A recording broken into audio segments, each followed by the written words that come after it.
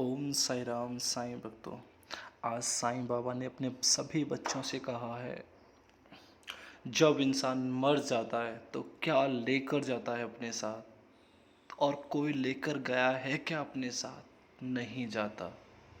कोई कुछ लेकर नहीं जाता, जाता है तो सिर्फ अच्छाइयाँ और बुराइयाँ जाती हैं उसकी। सिर्फ अच्छाइयों से उसे याद करते हैं लोग, बुराइयों से याद तो करते हैं परंतु उसे 2 या 4 दिन फिर भूल जाते हैं। इसलिए मेरे बच्चों, अच्छाइयों से चलो, अच्छाइयाँ अपने अंदर पैदा करो, अच्छाइयाँ अपना चरित्र बना लो, सबके साथ अच्छा करो। अच्छाई खुद पे खुद तुम्हारी एक आदत बन जाएगी, और आदत जिस चीज़ की हमें बन जाती है, एक लत लग जाती है, तो वो चीज़ हमसे सहज दूर नहीं हो पाती। इसलिए आदत भी लगाओ तो एक अच्छाई की आदत लगाओ, जो भी तुम्हें देखे वो तुम्हारा दीवाना हो जाए। जिस भी ईश्वर की तुम भक्ति करते हो वो भी उसका एक भक्त हो जाए। इसलिए अच्छाइयों से जाने जाओ, मत करो किसी के साथ छल और कपट। छल कपट एक दिखावा होता है।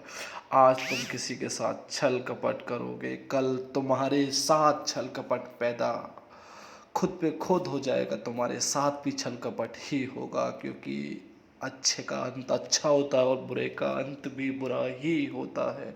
इसलिए अच्छाई करो, क्योंकि जब एक चंदन के पेड़ पर सांप लिपटा रहता है तो क्या वो चंदन सुगंध देना बंद कर देता है? नहीं ना।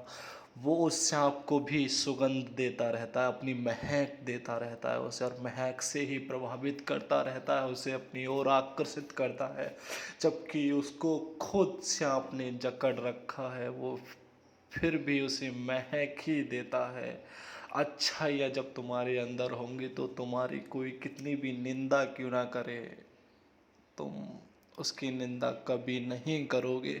उसे अपनी ही अच्छाइयों से अपनी तरफ प्रभावित करोगे, और एक दिन जब तुम्हारी अच्छाइयों का घड़ा भर जाएगा, उस दिन तुम्हारी जीत हो जाएगी, और तुम जीत भी हासिल कर लोगे, और सब तुम्हें कहेंगे, हाँ वो एक अच्छा इंसान है, एक अच्छा इंसान था।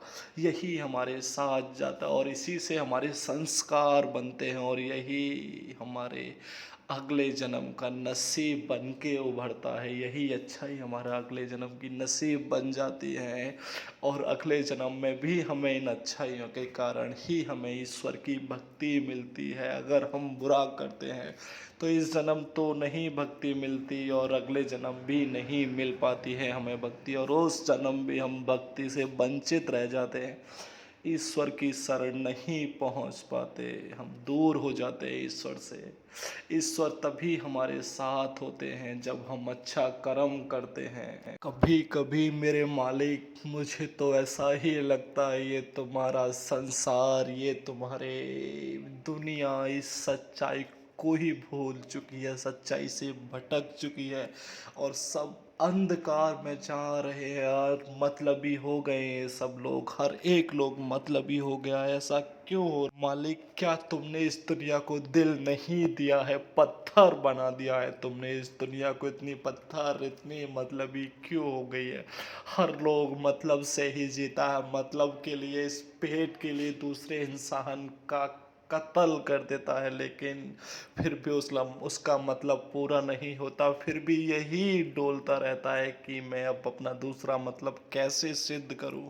उसके पीछे पड़ जाता है, जब तक वो इंसान मिट नहीं जाता तब तक उसे मिटाने की कोशिश करता रहता है, और वो ईश्वर से दुआ करता है कि हाँ ईश्वर देख रहा है, लेकिन उसको भी तो ईश्वर ही देख रहा है। वो ऐसा क्यों कर रहा है? उसे क्यों भूल जाता है वो कि मुझे ईश्वर देख रहा है, और इसका परिणाम भी इतना भयानक होगा कि जिसका मैं सामना भी नहीं कर सकता, और जब सामना करूँगा तो मेरा हाल बेहाल हो जाएगा। मैं कैसे उस मालिक की बनाई हुई दुनिया की रचना को तोड़ता हूँ?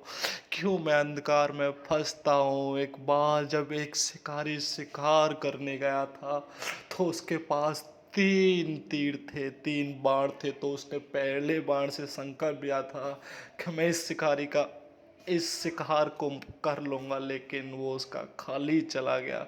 और वो शिकारी इतना अच्छा था कि वो एक बार में एक शिकार, 2 शिकार कर देता था, लेकिन उस दिन उस पर 3 बार में भी एक शिकार नहीं हुआ था, जबकि उसने एक संकल्प लिया था कि आज मैं 3 बार से 3 शिकार करके ले जाऊँगा।